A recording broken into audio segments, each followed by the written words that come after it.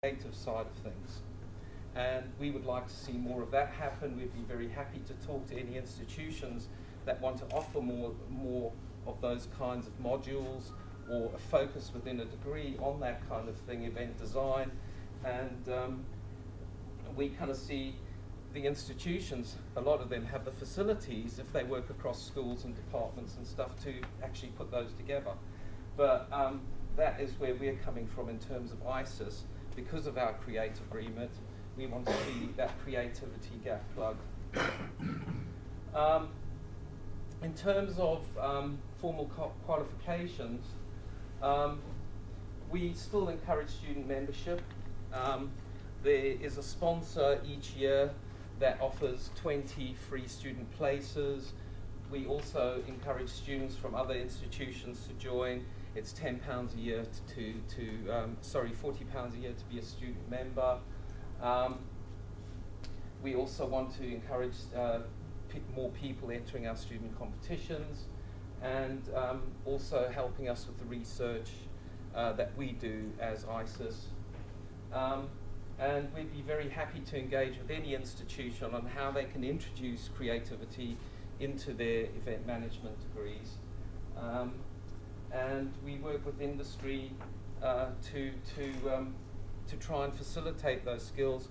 So, for example, we're talking about national occupation standards. We're also talking to we've been involved with the DCMS in terms of reclassification of measuring the cultural industries, because right now there's only one occupational code for our industry as an event or conference manager. But we know that there are more occupations out there that actually are involved in the events industry. We've been working with the parliamentary group, as Sam has, on where the industry is going to go forward. We've also just had a summit on exporting British creativity in the event space. So everything that we do is aimed at the creative side, and we would be very happy to talk to any of the institutions about how to progress that agenda forward. Okay.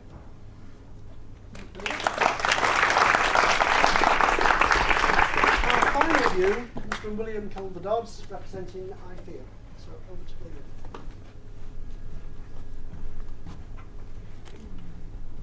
Thank you, Glenn. And thank you, everybody, for coming along to follow three excellent speeches there. So what I thought I would do is probably just start with giving a little bit of a brief introduction to IFEA Europe, and then tell you about one of the projects that we're involved in, which is very much focused on students that we're running with a Spanish festival this year.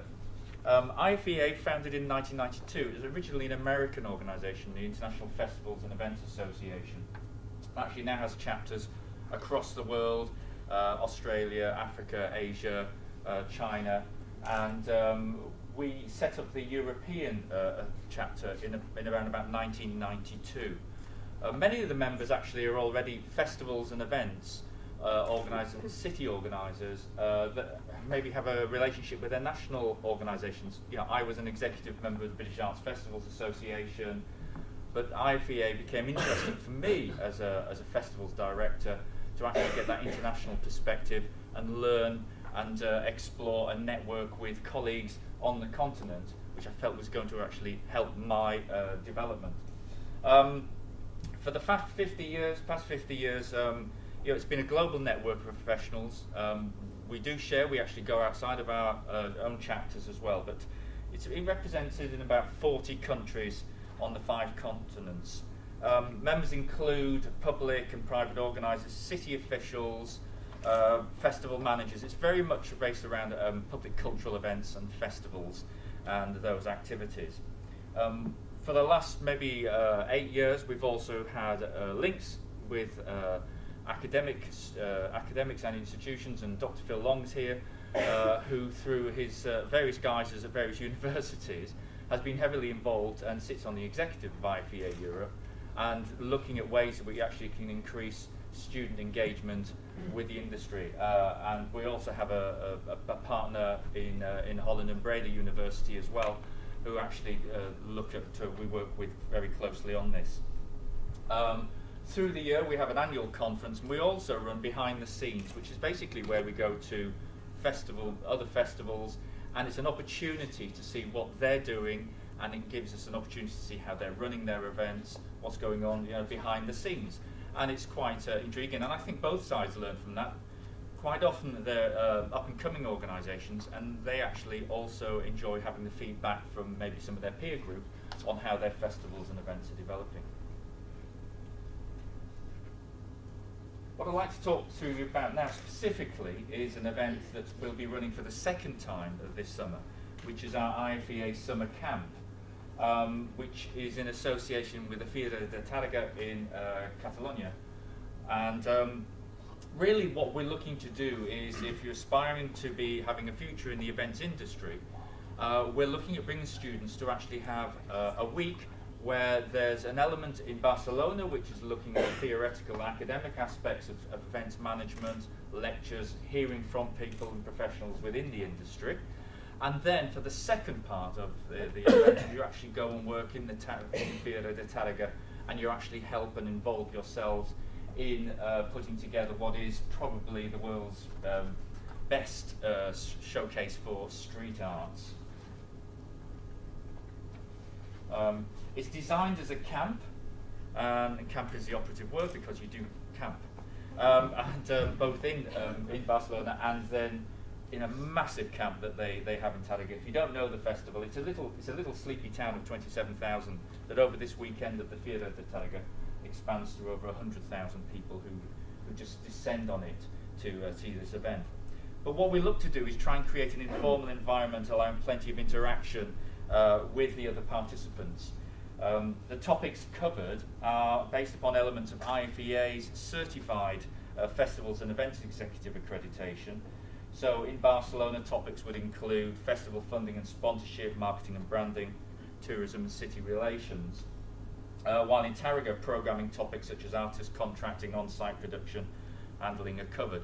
And one of the great things about Tàrrega is it's actually also a place where event professionals from around the world who are involved in the street arts or even the wider theatre community will come together, and actually there's a professional section, and those students can actually meet and involve themselves with some of the top professional organisers and the artists within Europe. So it's a great opportunity for them to do that. Students are expected to participate actively in group work.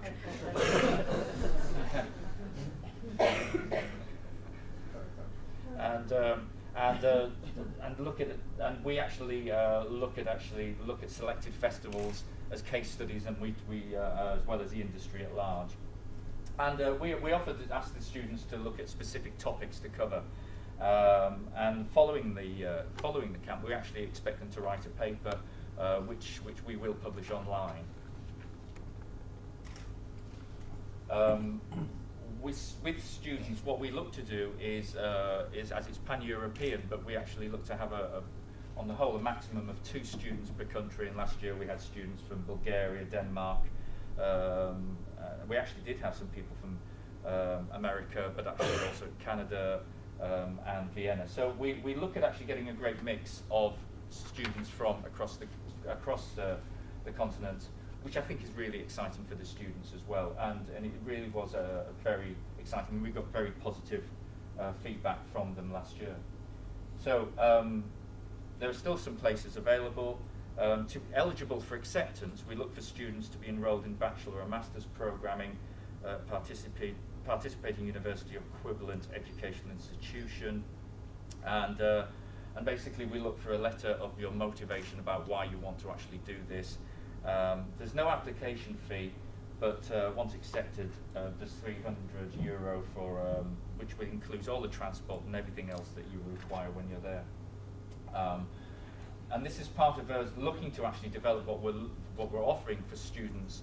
And we do have a student membership, and that student membership of IFEA is actually through the international branch, which actually is America, and gets you into all of the chapters. So if you're a student in the UK, there's opportunities of making links with festivals and events in America, in Australia, and actually being able to go to their, be engaged with them and be seen as a member. So it's a great opportunity to develop where you want to go in the future. So that's my little blurb over. And if you've got students, please do look at putting them forward for this. Thank you. I'm sitting here without the screen, so it wasn't just it's reserved for me. That's good. Okay. Within the audience, we also have a number of other associations represented. So just for a moment before we go on to a discussion, if I can just invite Rachel Lee from Eventia, just to give a brief overview in terms of what Eventia is currently doing in terms of events education. Okay. So I represent Eventia. For those of you that don't perhaps know, Eventia is the UK trade association for the events industry. Its members comprise all sorts of organisers, corporate members, associations who organise events as buyers, as well as venues, suppliers such as production companies, furniture companies, airlines and so on and so forth. So we have quite a broad cross-section of members, and increasingly what we're seeing as an association is that our members' specialisms are diversifying. Last Friday it was announced that Eventia is going to successfully merge with the IVCA, which is the International Visual Communications Association, principally because what our members are focusing on very strongly now is the content of meetings. And I know as an association, and I've been involved with Eventia for a long time, actually when it was the ITMA previously, and perhaps where we differ is that we're embracing of this diversification of the event space. And one of my own observations is that when trying to describe what the event industry actually does to students who perhaps have perhaps a business background rather than event-specific background, it's quite a difficult thing to describe. So I wanted just to comment on the idea that we do have too many associations. Yeah, I don't disagree with that. But actually, if you try to merge them all together, that potentially has a limited life, I feel, even though we're all bringing two associations together, principally because once you start talking to people, what they want from education as well as a general view is a very specialist view as well. And a case in point for Eventia members, we have an increasing number of production companies who come on board. One of our key supporters and our vice chair is DRP Group. I don't know if anybody knows the DRP Group. They are started life as a video production company, and they are increasingly finding it difficult to get students or people who are interested in joining their technical side of the business. So this opens up quite an interesting dilemma, and they've, alongside a number of other production company members, have started their own education programs within their own organisations. So it's just an interesting observation that sometimes when we talk about education, we're very focused on what events means only from one perspective, as in you are an event organiser. But there are so many other disciplines that now focus on our world, and certainly with our incorporation with the IVCA, whose members are cameramen, journalists, writers, script writers, and so on and so forth. I think we're seeing a much broader interest in this specialism that we call events. It's no longer the domain of just people like me who have started life as an event organiser, and I am an event. You cut me in half, and I bleed event management effectively. From a student point of view for Eventia, we're very green actually, and I have to say I'm very impressed with what the panel have shared in terms of the growth of what you've done. As I said in the previous meeting, we're very interested in education. It's the one thing that gets our board talking, and you can't shut them up about how they're linking education. And some of what the practitioners are doing within their own organisations, I think, can be brought in. We will be rolling out a student membership opportunity, potentially with some of the ingredients of what we've heard around the room, depending on what works. So we're very interested in developing those links. I head up our education committee as a board member, And I'm very proud of the fact that we now on that panel have 4 people where there has historically been none, 4 members who are representing academia. And that's both private academia as well as university representation. So that in itself is going to be forcing a change for what Eventia is doing. Hopefully, as an individual member of AMI, I can also foster some of those links. I'm very passionate about it myself. It's a personal legacy for me, so I'm proud to be here. Thank you for the opportunity to just sort of share that view, and hopefully you'll see a little bit more if you're interested in what Eventia has to offer. I employ students. I'm an agency and I employ students. I've got 2. I'm a company of 6 people. So that's quite a strong proportion, I'd say. So it does work. It really does work. We just need to talk more, I think.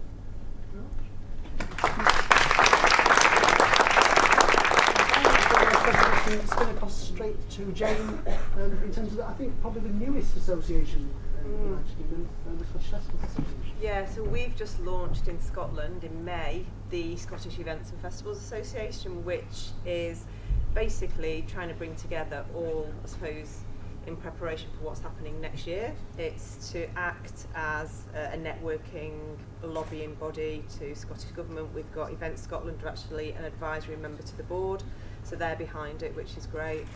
And in terms of members, we've got 1,000 people on a LinkedIn group, which is amazing, and we've got nearly 200 now. It's free for the first year, so that's probably why we've got 200. Next year we will be imposing quite a minimal fee, but in terms of the membership, it's very broad. You know, it's suppliers, venues, people in the public sector. So most of the public agencies are represented, festivals. You know, so all across the industry. So we're really in the embryonic stage. We've just launched. We've got a programme we're developing of both networking events and some training, some CPD, a seminar with Events Scotland.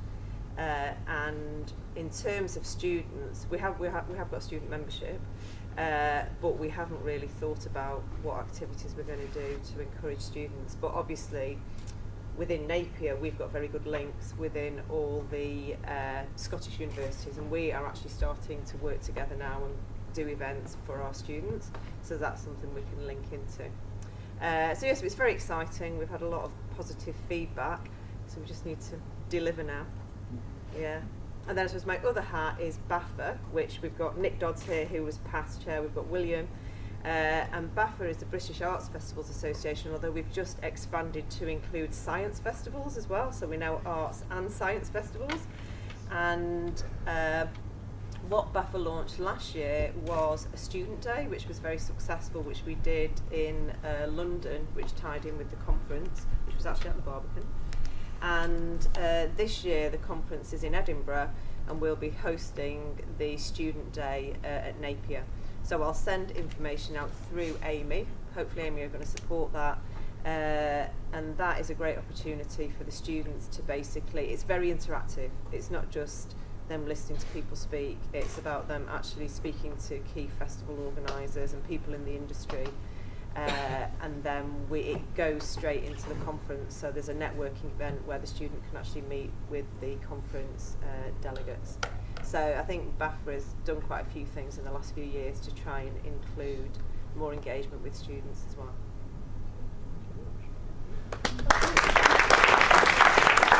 As chair of the panel, I get the opportunity to ask the first question on your behalf. Rather than asking the panel, I'm going to throw it back at you. So there's all this fantastic activity taking place with the associations. Why aren't students engaging with them? Or turn the question, how do we get the students to engage with all this work that's going in? One small observation, and I know probably Mary Beth might have fed back, is sometimes some of the things that students might be wanting to engage with don't fit in sometimes with the calendar for the students, because I know a couple of the competitions this year were bang in the middle of either exam time or other pressures on them. And like dissertation handling. Yeah, dissertation handling one. And I know we encourage them to multitask and think about doing more than one thing at a time, etc., etc. but sometimes it is a calendar issue. So calendars, and obviously in the industry they may not be aware of the way that the calendars work as well. So it's something that maybe could be facilitated through Amy to actually make sure people know what the general pattern is. What if I could make an observation? I've just heard 6 excellent presentations. I'm trying to imagine what it would be like to be a student, because for me it was many centuries ago. I've had to read Bowdin's book, and suddenly what I've discovered, if I was sitting here listening to 6 presentations, I know that a festival isn't an event. I know that if I want to be creative, there's only one association. But actually, if I want to be part of a festival thing, I need to go to another event. If I'd had this very good pitch from all 6 people, as a student, I would be absolutely no wiser which of them I should give my money to, if any. I'm a poor student. If I don't know exactly where my career is going to go in events, I'm still no wiser. So actually, is there any help in having this kind of discussion? I would be more confused. This could be real. I'm actually more confused now than I was before.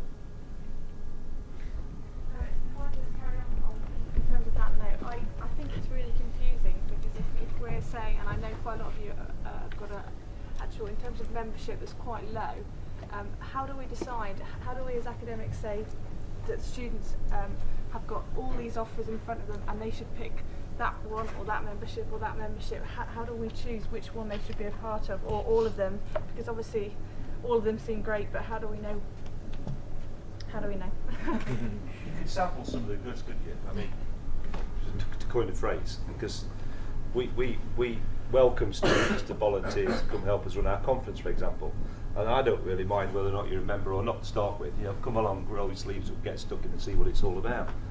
And you know, if you want to concentrate on outdoor events, maybe you choose NOEA. Or that, but you know, we welcome that. You don't actually have to be a member to participate and stick your nose in and ask lots of questions and get involved. I've tried to set up a student council. Bournemouth, where we are NOEA members. You know, I want to set up a student council. Where are you students knocking on my door saying, I want to be involved and help you develop? You know, where are you? You know, it's sometimes as though you think that the world owes you a living, and that is not the case. You know, anybody knocks on my door and says, look, Richard, I don't really know, I want to get involved. Can you do this week? I say, well, yeah, we will do. If you don't come up with the goods, it won't last very long, let's be honest. But the opportunity's there. You just have to get off your backside and knock on our door and say, look, this is what we want to do, or we're not quite sure what we want to do. Can you give us a bit of guidance? I must have 5 or 6 students a week email me. And I must admit, 4 out of 5 I ignore because I'm too busy. But the one who actually emails me and then says, I know you're busy, can I ring you next week? And I'll say, yeah, ring me at 9 o'clock on Tuesday morning. You ring at 9 o'clock on Tuesday morning, and I'll be delighted because you're actually getting yourself, you know, doing something about it. And probably then we'll start pushing in the right direction. And you can only just sample us, just give us a go. I agree with that, because what we do find is that you can kind of lead a horse to water, you can't make it drink. We do have an opportunity for a student to come along to any event without being a student member for £10. And they can kind of see what we do on a monthly basis or on a 3-monthly basis in Birmingham. It's monthly in London. But what we do say to the students when we do student familiarisation days is it's up to you to network this room. It's up to you to get involved. And if they're not wanting to get involved, if they're not wanting to network within that kind of event space that we occupy, then it means they're not interested in what ISES does. But I think it's up to the student who wants to get into the industry, who wants to find a job in the industry, to actually get up, like you say, and make the effort. We have seen students come in, they're very keen for a couple of months when they first join, and then we don't see them again. But then we do have 2 or 3 students that are there at every single event, and they're talking to people, they've been offered internships, so they've actually made the effort to become part of ISES, and I think that's the important thing. You can't just hand it to them and hope that they're going to take it. But I think Richard's got a really valid point, which is very unusual for me to say that, Richard, as you know. I hope that's not on video. It is.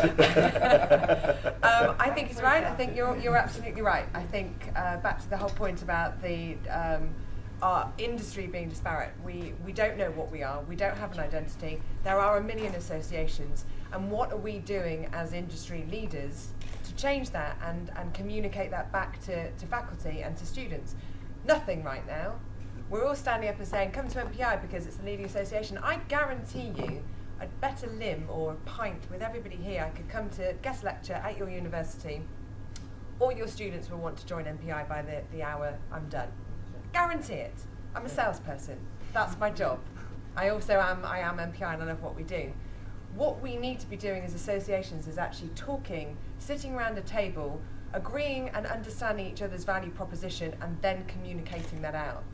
I have to, I hear conversations, I hear ISES talking about education, I hear Eventia talking about education, I hear our association saying we're the leading provider in content.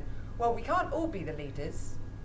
Sorry, that doesn't happen. That's not real world. So what is the value proposition of being an MPI member versus an ISES member, or perhaps both, an Eventia member? And we need to come together as the industry leaders to clarify what that is, to then share that out. And I don't agree, and I'm on Team Rachel for this, I don't agree it's about associations merging. I think it's about understanding the strong associations that have a value proposition to the students and future leaders beyond that. And then other associations that don't shouldn't be in that space. It's simple. But it gets even more confusing, doesn't it? Because we've got a strong presence in Scotland, we've got NOEA Scotland, we've got a chairman of NOEA Scotland, and now we've got another trade association. We probably share the